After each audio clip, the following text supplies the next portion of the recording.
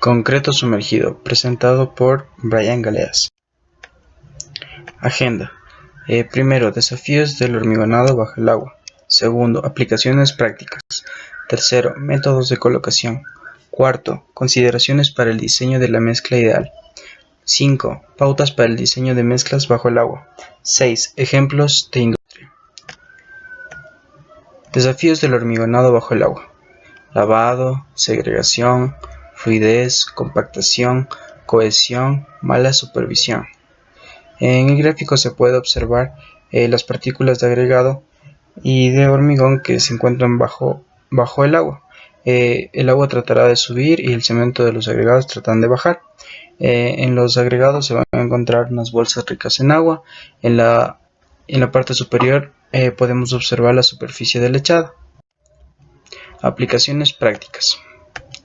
Se puede aplicar en estribos de puentes, en muelles, en anclajes de estructuras, en represas, en juntas de cajones. Métodos de colocación. El primer método es el método Tremier, que se basa en un tubo de 250 milímetros. El segundo, el método de la cubeta o bucket, es una cubeta sumergida en concreto. El tercero es el método de la caída libre, free fall. Este es un método nuevo que es muy similar al Tremier y se lo aplica en agua poco profunda. El método Tremier. Existen dos formas, el seco y el húmedo. El seco tenemos una tubería vacía, está conectada en ambos extremos. El segundo es el húmedo, el agua llena el tubo y se conecta en la parte superior. El método Tremier. Tenemos que tener en cuenta su construcción, el lugar, la ubicación y el vertido, y se deben realizar los respectivos ensayos. Método de la cubeta, bucket. Para este método se necesita de un buceador. Este método consiste básicamente tiene una mandíbula en la parte inferior que puede ser hidráulica o aérea. Se debe colocar el concreto dentro y soltar el fondo de la cubeta. Consideraciones para un diseño de mezcla ideal. Para una mezcla ideal primero tenemos que ver los ingredientes. Estos tienen sus distintas propiedades y características, y al final observaremos los requisitos. Composición. Tenemos los agregados, tanto fino como grueso, el agua, el cemento, los aditivos, que son adiciones químicas. Esta composición va a dar lugar al hormigón, que tiene sus propiedades rheológicas, con las cuales son la viscosidad y la cohesión. A su vez, estas dan origen a la trabajabilidad, y la capacidad de flujo y la capacidad de paso. También tenemos la retención del flujo, la estabilidad, que es la habilidad para retener el agua, y la resistencia a la segregación, es decir, para que no bajen las partículas gruesas y las finas suban a la parte superior.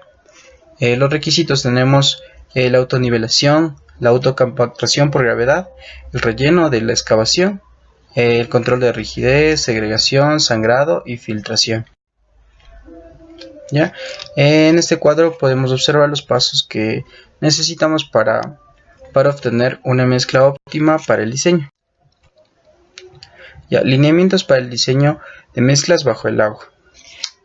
Necesitamos una curva de gradación densa, 10 milímetros, que tiene que ser el tamaño máximo del agregado. Debe existir mínimo 40% de contenido de agregado fino. Del 15 al 20% debe pasar a través del tamiz de 0.315 milímetros. Debe existir alto flujo para llenar la excavación completamente. Debe ser hormigón autocompactable.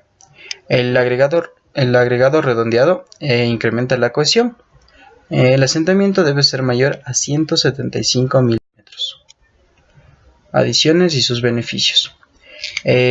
Tenemos entre las adiciones tenemos el reductores de agua, tenemos cenizas volátiles, tenemos el humo de sílice y el aditivo antilavado.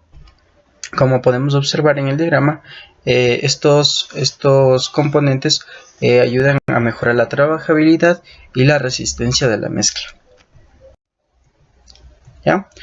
Primero vamos a hablar sobre los reductores de agua. Estas son sales, son ácidos carboxílicos hidroxilados, y carbohidratos. El reductor de agua presente en la mezcla es igual a una reducción en la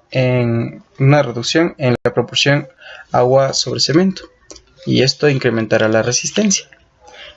También vemos reducida la trabajabilidad. Ya. Las cenizas volátiles dan mayor resistencia, reducen la permeabilidad, es decir, hacen un hormigón más denso y reducen también la trabajabilidad, y de paso reducen la reacción álcali-sílice. El antilavado. Este previene la segregación, este brinda autocompactación, incrementa la cohesión, además brinda estabilidad mientras se bombea bajo el agua. Se brindan algunas recomendaciones. Primero debemos continuar creciendo en este campo, es decir, se debe ampliar la investigación en los componentes que se pueden incluir en el hormigón. Segundo, debemos seguir los códigos y normas establecidos, como los del ACI y los del ACTM. Se requiere de métodos de prueba apropiados, ya que algunos de estos métodos para estos hormigones no se encuentran normalizados o estandarizados. Al final debemos ver que las propiedades del hormigón comprometidas, es decir, debemos diseñar una mezcla que cumpla con todas las propiedades que necesitamos. Gracias.